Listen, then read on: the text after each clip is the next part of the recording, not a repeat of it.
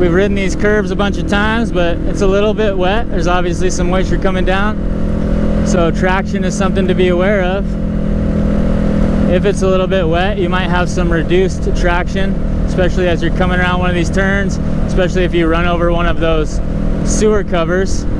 It's a metal surface, wet and shiny equals slick. So if I'm coming around that turn at a aggressive or pronounced lean angle, as I'm leaning, I'm using up some of my available traction.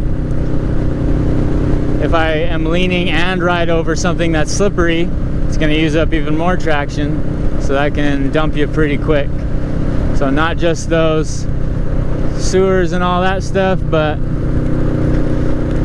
the painted lines on the road, the tar snakes, any of the oil and grime and crap that's on the road in the first place. All that stuff becomes very slick in wet conditions in the rain. So simple solution on your motorcycle is just keep the bike kind of straight up and down, reduce your lean angles. If you're going around a curve that requires more lean, you can slow it down, reduce your speed so that you don't have to lean as much to make it around the curve successfully and safely.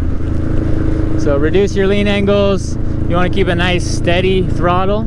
Ideally you want to slow it down ahead of time and then just be cruising nice and slow and smooth and steady, and you'll make it just fine. Yeah, those spots in the crosswalk there, those like extra large paint squares to indicate the crosswalk, those are definitely going to be one of the more slipperier areas. So you want to watch out for those as well. And there's a big old arrow painted on the ground right there as well. Another good example. Anywhere there's a big old glob of paint on the ground, gonna be slick. Even in that bike lane over there, that green bike lane logo symbol, pretty slippery. Look around the intersection, don't just pull out and hope for the best.